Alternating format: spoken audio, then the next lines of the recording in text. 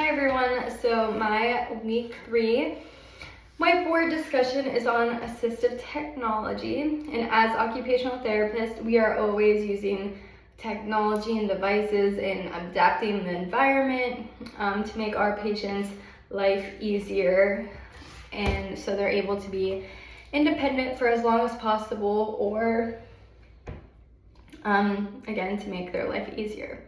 So when I think of assistive technology, I think of like the different stages. There's low, medium, and high technology, and there's also like no technology.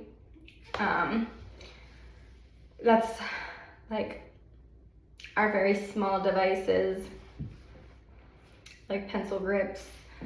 But when I think of low technology, I don't think of like technology per se. I think of like the lower grade adaptive tools that we use to help patients. So I think of like sock aids, reachers, dressing sticks, all that kind of stuff that we use with adults, and we can also use those with children, of course. And then there's medium technology. These are, I think of like a little higher, a little bit higher price and a little bit harder to get. So these can be like adaptive keyboards for ergonomic setup, or to help with like visual deficits in the workplace. I think of like those buttons that you can hook to like a toy, or you can hook to like a lamp.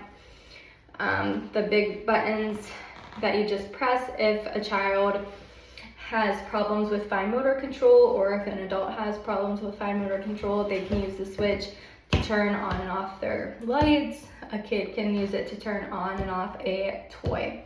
We actually got to see it in one of Dr. Ritz's class, probably like a year ago. We've seen like the different switches to be able to turn a toy on and off. So that's what I kind of think of with medium technology. High technology, I think more of like very expensive equipment that hopefully insurance will cover.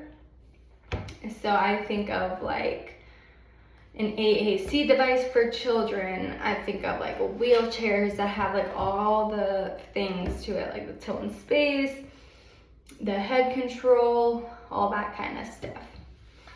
So those are the stages of assistive technology, and I think it's kind of important to know with not only the real world, we're gonna see these, but studying for the NBCOT, I've gotten a lot of questions on the practice test on how like that you have to pick an appropriate item for that patient. So again, in my first whiteboard discussion, I said how I had questions about like someone that had a hip surgery, and here are all the adaptive equipment that can help this patient. Which one would help them with lower body dressing the most?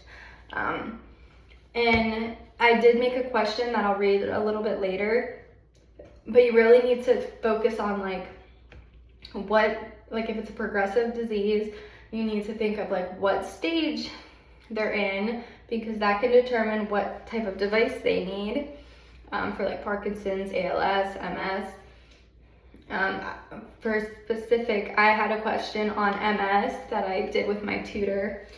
I got it wrong because the lady was in the early stage of MS, and she was a teacher, and it was like, what assistive devices can you use during the classroom? It was like a wheelchair, just a bar stool in the front of the class, and I forget the other two, but I was between the bar stool and the wheelchair, and I picked wheelchair because I didn't read that one little word that said early stage, which changed it to the bar stool to save energy, for energy conservation with MS. So you really need to read the question with the assistive technology questions and really pinpoint those specific words to help you determine what device, what assistive technology is appropriate at that time in that stage of the diagnosis. So with assistive technology, the next thing I have is ACTS.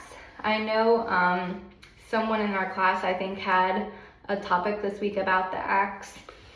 But the one I picked to go along with assistive technology is the Americans with Disability Act. I feel like this kind of goes hand in hand with assistive technology, because without this act, we wouldn't really be able to enforce that people need this type of equipment in a workplace, that they need to be able to bring their AAC device to school. Transportation systems wouldn't have to have like wheelchair ramps and stuff for people with disabilities to access that stuff. And that is assistive technology, and I think it is really important that this act is in place so people are able to be independent and are able to be out in the community without having to worry about how they're gonna function because of their disability.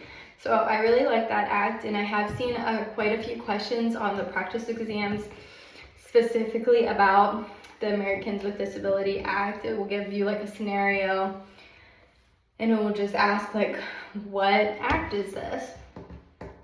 So the next thing is funding. Obviously, assistive technology can be very expensive. Luckily, sometimes you can get things paid for like wheelchairs. So funding programs, Medicare, Medicaid, private insurance, and lending programs. So with my clinical at the ALS clinic, we actually had a lending program in our facility. So as people progressed in the ALS process, they didn't have to go buy all this new equipment, because obviously they need more high technology as the disease progresses. So they were able to say like, hey, I'm having difficulty with this issue. And it was our job as occupational therapists to say, okay, like we have this device in our closet that we can give you. If you like it, you can keep it. All we ask is when you're done using it, and we told the family when they're done, just to bring it back so another patient can utilize that.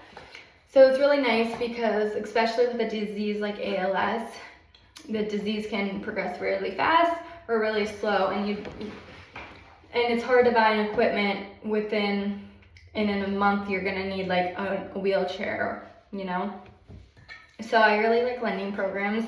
And I know in Ohio, in our little community that I lived in before I moved to Florida, we also had that. In our community, we had a big facility for medical equipment. So it's really good to try to find resources like that for our patients if they're unable to afford things that they might be able to get. And I know wheelchairs, I think they're able to get a wheelchair every 5 years. So that's the funding. And then of course, assistive technology, how it works, it allows someone to be independent with their ADLs and IADLs. And again, it's our job to figure out how to adapt their environment, adapt the things that they want to do and what they need to do to make their life easier. So I want to end my whiteboard discussion, and again, I'll post this in the below so you guys can have it because it's easier to see, not on the computer. So I have a question that I made up for you guys to answer, and the question is, a client in the late stage of ALS has limited fine motor control, limited shoulder and hand strength. What assistive technology would be the most beneficial for feeding? So the answers are A, built-up utensils, B, universal cuff, C, OB device, and D, a plate guard. So if you want to answer that question, I will let you know the right answer right back to you guys. But yeah, so thank you for watching my video. See you guys for one more week.